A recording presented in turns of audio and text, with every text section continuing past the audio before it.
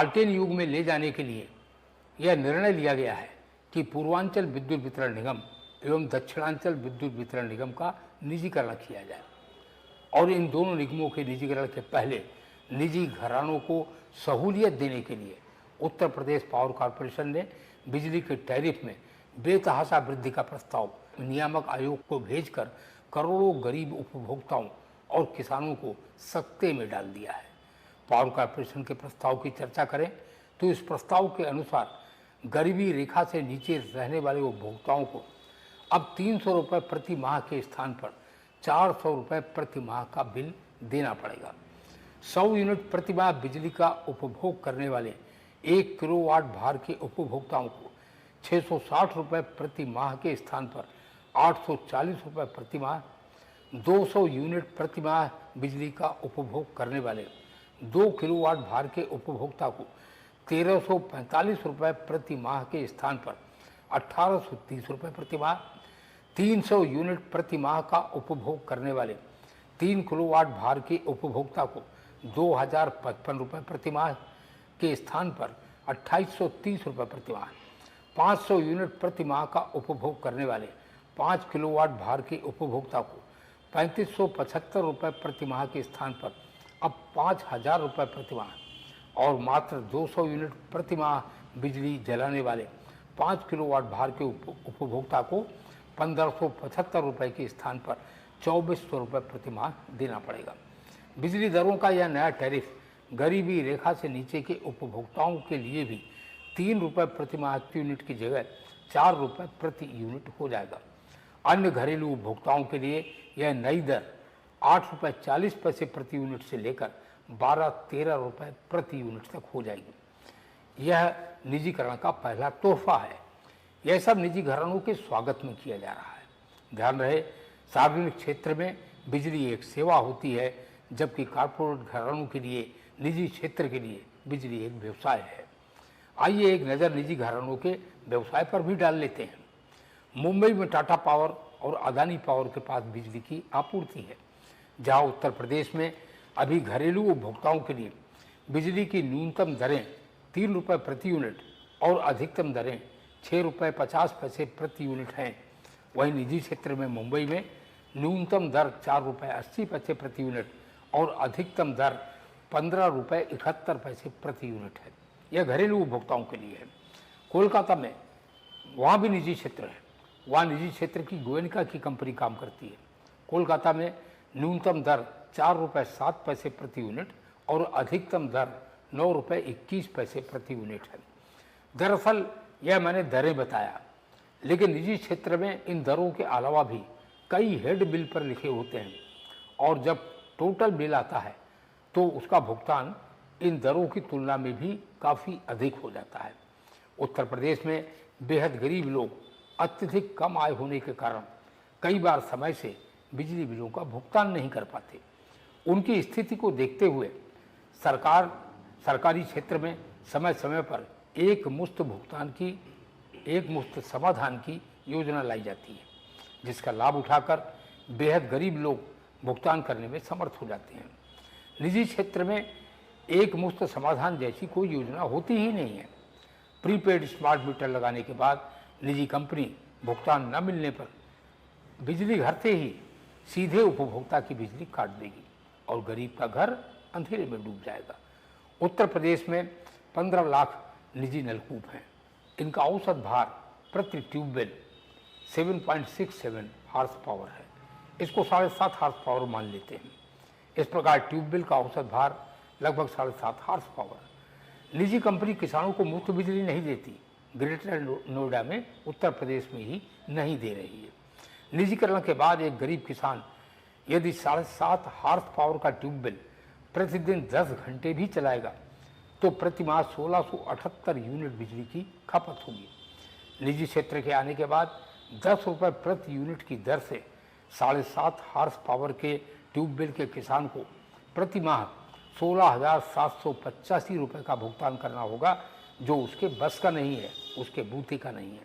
निजीकरण का मतलब होगा उत्तर प्रदेश की शस्य श्यामला भूमि को रेगिस्तान में बदल देना। हमारा नारा है तमसो मां ज्योतिर्गमय। सरकारी क्षेत्र में बिजली इसी नारे पर काम करती है। सरकारी क्षेत्र में बिजली अंधकार से प्रकाश की ओर ले जाती है। निजी क्षेत्र अंधेरे का संदेशा लेकर आ रहा है। निजीकरण उत्तर प्रदेश को स्वर्णिम युग से लालटेन युग में ढकेलने की एक सुनियोजित साजिश है। इसे किसान, मजदूर, मध्यम वर्गीय उपभोक्ता, आम उपभोक्ता कदापि स्वीकार नहीं करेंगे। घाटे के भ्रामक और झूठे आंकड़ों के आधार पर हम निजीकरण नहीं होने देंगे। पावर कॉरपोरेशन घाटे के भ्रामक और झूठे आंकड़े देकर निजीकरण का तर्क दे रहा है। पावर कॉरपोरेशन के आंकड़ों पर चर्चा करें तो पावर कॉरपोरेशन के आंकड़ों के अनुसार मार्च 2025 तक 1,10,000 करोड़ रुपए का घाटा है। हम इन आंकड़ों को भी चैलेंज कर सकते हैं, यह आंकड़े भी विवादित हैं, लेकिन एक बार इसको भी सही मान लें तो पावर कॉरपोरेशन के आंकड़ों के अनुसार 1,10,000 करोड़ रुपए का घाटा है और 1,36,000 करोड़ रुपए का राजस्व का बकाया है। साफ है कि यदि 1,36,000 करोड़ रुपए का राजस्व वसूल लिया जाए तो पावर कॉरपोरेशन को 26,000 करोड़ रुपए का मुनाफा हो जाएगा। राजस्व के बकाये में 14,400 करोड़ रुपया सरकारी विभागों का बकाया है। सरकारी विभाग बिजली जलाते हैं लेकिन उसका भुगतान नहीं करते। सरकारी विभागों के बकाये के भुगतान की जिम्मेदारी सरकार की है। जो अन्य उपभोक्ता हैं जो बिजली का बिल नहीं दे रहे हैं, ऐसे अन्य उपभोक्ताओं के 4,950 करोड़ रुपए के राजस्व वसूली के आरसी, जिसको चालान कहते हैं, वह जारी किए जा चुके हैं। यह दोनों धनराशि सरकार को ही देनी है। यह दोनों धनराशि करीब 20,000 करोड़ रुपए से अधिक की हो जाती है। गलत power purchase agreement, power purchase agreement कहते हैं निजी घरानों से, सरकारी क्षेत्र से और केंद्रीय क्षेत्र से जो बिजली खरीद के करार होते हैं। ऐसे गलत बिजली खरीद के करारों के चलते निजी क्षेत्र पर व कुछ अन्य बिजली घरों से पिछले वर्ष बिना एक भी यूनिट बिजली खरीदे विद्युत वितरण निगमों ने 6,761 करोड़ रुपए का भुगतान किया है। इसकी जिम्मेदारी किसकी है? यह पावर परचेज एग्रीमेंट कर्मचारियों ने नहीं की है, यह पावर परचेज एग्रीमेंट सरकार ने किया है, प्रबंधन ने किया है। निजी घरानों से बेहद महंगी दरों पर बिजली खरीदी जा रही है और बेहद महंगी दरों पर बिजली खरीद के चलते 7,129 करोड़ रुपए का अतिरिक्त भुगतान करना पड़ रहा है। निजी घरानों से बहुत महंगी दरों पर शॉर्ट टर्म परचेज कर 1,561 करोड़ रुपए का अन्य भुगतान किया जा रहा है। यह सब घाटे में जुड़ रहा है। उदाहरण के लिए बता सकता हूं कि जहां उत्तर प्रदेश में उत्तर प्रदेश के जो अपने ताप बिजली घर और जल विद्युत घर हैं, उनसे सबसे सस्ती बिजली मिल रही है। उत्तर प्रदेश के जल विद्युत घरों से मात्र 1 रुपये प्रति यूनिट की दर से बिजली मिलती है और उत्तर प्रदेश के ताप बिजली घरों से में अनपारा डी परियोजना से 1,94 प्रति यूनिट की दर पर बिजली मिल रही है। वहीं निजी क्षेत्र में गैस प्लांटों से 14 रुपये प्रति यूनिट, केएस महानंदी ताप बिजली घर से 11,58 प्रति यूनिट, बजाज के छोटे बिजली घरों से 8 से 10 रुपये प्रति यूनिट, बजाज ललितपुर से 6,50 रुपये प्रति यूनिट और रोजा ताप बिजली घर से 6 रुपये प्रति यूनिट की दर पर बिजली खरीदी जा रही है। यह भी घाटे में जुड़ता है और घाटे का सबसे बड़ा कारण गलत पावर परचेज एग्रीमेंट हैं। बहुत महंगे पावर परचेज एग्रीमेंट हैं जो प्रबंधन ने किए हैं, बिजली कर्मचारियों ने नहीं किए। निजी घरानों से इतनी महंगी बिजली खरीदने से होने वाले घाटे की जिम्मेदारी कर्मचारियों पर डालकर निजीकरण करने का कोई औचित्य है क्या? मेगा स्कैम है निजीकरण के पीछे। इलेक्ट्रिसिटी एक्ट 2003 की धारा 131 के अनुसार जब भी किसी सरकारी कंपनी का निजीकरण किया जाएगा तो 2 बातें बहुत आवश्यक हैं जिनका मूल्यांकन किया जाना है। इलेक्ट्रिसिटी एक्ट की धारा 131 कहती है कि जब सरकारी कंपनी को निजी कंपनी को बेचा जा रहा है तब उसका रेवेन्यू पोटेंशियल क्या है, उसकी राजस्व की क्षमता क्या है, उसका मूल्यांकन किया जाना चाहिए। और दूसरी बात वह कहता है कि उसकी असेट्स, उसकी परिसंपत्तियों का फेयर इवैल्यूएशन, उसका सही मूल्यांकन किया जाना चाहिए।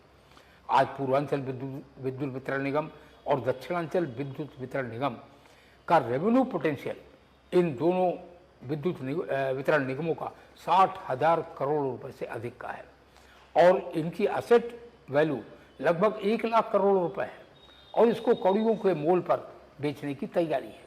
जानकारी हुई है कि 1500 करोड़ रुपए से 2000 करोड़ रुपए तक एक एक कंपनी को बेचने की तैयारी हो रही है।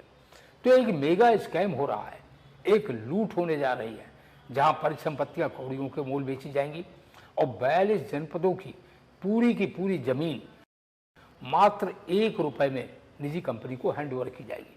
मैं इसको दोबारा बताना चाहता हूँ, पूरी जमीन मात्र 1 रुपए में। 1 रुपए में जमीन दी जाती है जब सरकारी क्षेत्र से सरकारी क्षेत्र में, तब 1 रुपए की लीज होती है। लेकिन सरकारी क्षेत्र से निजी क्षेत्र में 1 रुपए में दी जाएगी, यह अपने आप में ही एक बहुत बड़ा स्कैम है, बहुत बड़ा घोटाला है। इस घोटाले को रोकने के लिए आज यह किसानों की, उपभोक्ताओं की, मध्यम वर्गीय उपभोक्ताओं की, और यहाँ पर तमाम प्रोफेशनल एकत्र हैं, यहाँ पर एडवोकेट हैं, यहाँ पर अन्य क्षेत्र के विशेषज्ञ हैं। इन सब की बिजली महापंचायत आज इसी पर विचार करने के लिए यहाँ पर हो रही है।